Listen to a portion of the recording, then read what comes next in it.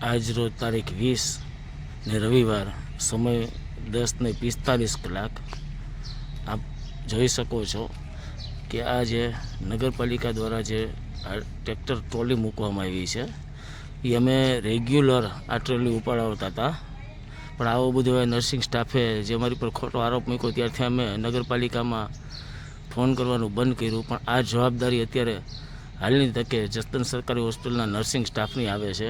આ આટલી ગંદકી આપ જોઈ શકો છો કે આ દર્દીના સ્વાસ્થ્ય ઉપર કેવી ખરાબ અસર કરે, એમાં ધ્યાન આપવાને બદલે પોતાની પાપ છુપાવવા માટે અત્યારે બનતા પ્રયત્નો કરે છે આ લોકો. અત્યારે ખાસ જરૂર છે આ નગરપાલિકાને ફોન કરી અને આ ટ્રોલી ઉપડાવવાની, પણ એમાં નર્સિંગ સ્ટાફને જરાય રસ નથી. એને રસ પોતાને મનમાની કરવામાં છે, પોતાની બેદરકારી છુપાવવામાં છે, પણ આ ગંદકી દૂર કરવામાં એને કોઈ મજા આવતી નથી.